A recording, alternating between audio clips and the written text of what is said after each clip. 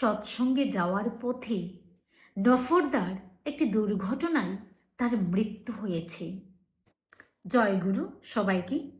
শ্রী শ্রী ঠাকুর অনুকূলচন্দ্র তিনি যে অন্তর্যামী, তিনি তার ভক্তদের জীবনে যে বিপদ আসতে চলেছে সেটা তিনি জেনে আগে থেকে তার ভক্তদেরকে, আমাদেরকে আপ্রাণ চেষ্টা করতেন সেই বিপদ থেকে আমাদেরকে রক্ষা করার জন্য। কিন্তু আমরা যদি তার কথা না শুনি তাহলে কিভাবে আমরা সেই বিপদে গিয়ে ঝাঁপটে পড়ি তারই একটি জলজ্যান্ত উদাহরণ আজকে আমি আপনাদের কাছে তুলে ধরার চেষ্টা করছি। নফর ঘোষদা বলে একজন দাদা ছিলেন। আজকে তারই জীবনের কথাগুলো আমি শেয়ার করছি। নফর ঘোষদা ঠাকুরের খাস মানুষ ছিলেন। তিনি প্রতিনিয়ত ঠাকুরের সেবা করতেন, তার ভাই ফরমাস খাটতেন। ঠাকুরকে তিনি গভীরভাবে ভালোবাসতেন। ঠাকুর যখন যা চাইতেন তিনি তাই করতেন। একদিন নফরদা খুব ব্যস্তভাবে দৌড়াদৌড়ি করছেন। ঠাকুর জিজ্ঞেস করলেন, কিরে তুই এত ব্যস্ত কেন? নফরদা বললেন, ঠাকুর ওই দূরে একটা সৎসঙ্গ আছে, সেখানে যাব। কিন্তু ঠাকুর যেন নফরদাকে সেই সৎসঙ্গে যাওয়ার জন্য সম্পূর্ণ সম্মতি দিচ্ছিলেন না। কিন্তু নফর ঘোষদা শ্রী শ্রী ঠাকুরের ইঙ্গিতকে গুরুত্ব না দিয়ে তিনি নিজের প্রবৃত্তি অনুযায়ী চলছিলেন। ঠিক যখন নফর ঘোষদা সেই সৎসঙ্গে যাওয়ার জন্য বেরুবেন তখন শ্রী শ্রী ঠাকুর বললেন, আমাকে এক গ্লাস জল খাওয়ানো যাবে? নফরদা দ্রুত একটি গ্লাসে করে জল নিয়ে এসে শ্রী শ্রী ঠাকুরকে দিলেন। ঠাকুর গ্লাসটি দেখে বললেন, এই গ্লাসটা তো নোংরা, পরিষ্কার না, এই জল আমি কি করে খাবো? আরেকবার ভালো করে ধুয়ে জল নিয়ে আয়। নফরদা আবার গেলেন, আবার সুন্দর করে গ্লাস ধুয়ে পরিষ্কার করে জল নিয়ে আসলেন।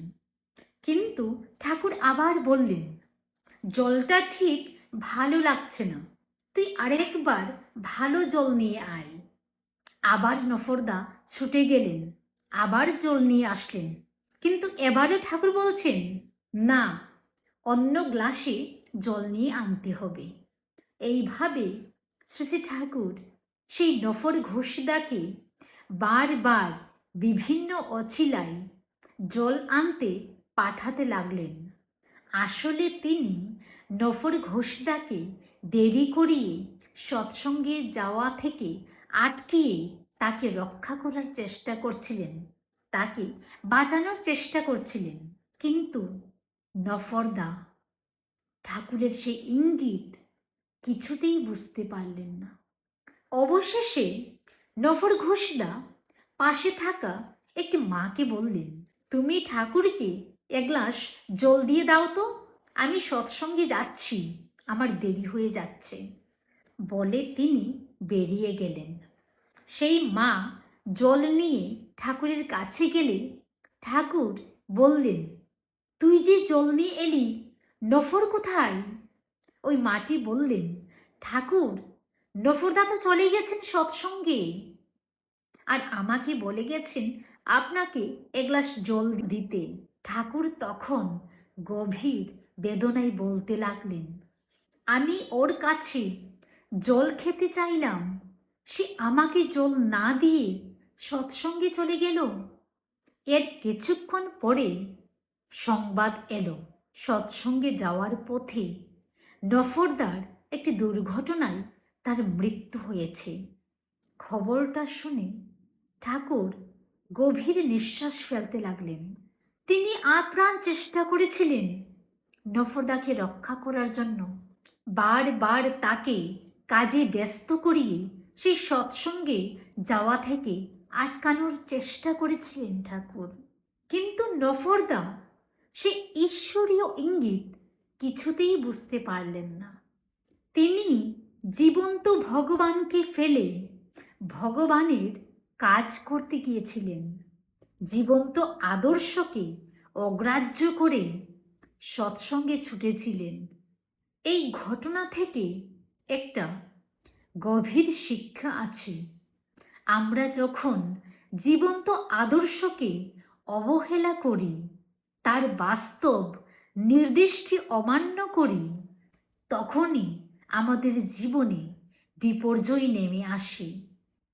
একদিন ঠাকুরকে প্রশ্ন করা হয়েছিল, ঠাকুর কে বড়, ভগবান বড় না ভগবানের কথাগুলো বড়? উত্তরে ঠাকুর বলেছিলেন, লিভিং আইডিয়াল, জীবন্ত আদর্শ হচ্ছে আমাদের জীবনে সবচেয়ে বড়, যিনি জীবন্তভাবে আমাদের সামনে মূর্ত হয়ে আছেন, তিনি জীবনীয়। জয় গুরু। আপনারা সবাই খুব ভালো থাকেন এই প্রার্থনা করি আমার পরম পিতার রাতুল শ্রীচরণে।